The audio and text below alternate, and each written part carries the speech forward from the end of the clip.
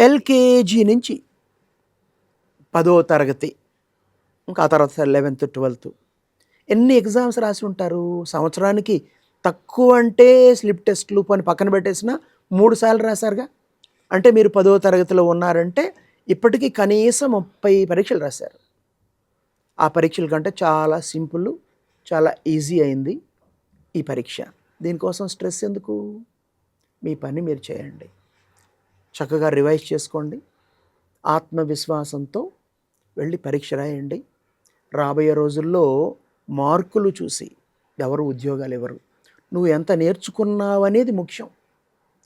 బాగా నేర్చుకుని 4 మార్కులు తక్కువ వచ్చినా కొంపలేం అంటుకుపోవు. నేర్చుకున్న దాన్ని పరీక్ష హాల్‌లో ప్రజెంట్ చేస్తాను. మంచి మార్కులు వస్తాయి అన్న పాజిటివ్ దృక్పథంతో పదే పదే మీరు చెప్పుకుంటూ నెగెటివ్‌గా ఆలోచించకుండా నింపాదిగా పరీక్ష రాయండి. బాగా నిద్రపోండి. రోజుకు 7 గంటలు ఎగ్జామ్ ముందే నిద్ర తప్పనిసరి. అవసరమైతే వాల్‌నట్స్ ఒక 5, 6 నీళ్ళలో నానబెట్టి రాత్రిపూట పొద్దున దాన్ని తీసుకోండి. దానివల్ల మీ మైండ్ కాస్త కొంచెం యాక్టివేట్ అవుతుంది. జ్ఞాపక శక్తి పెరుగుతుంది.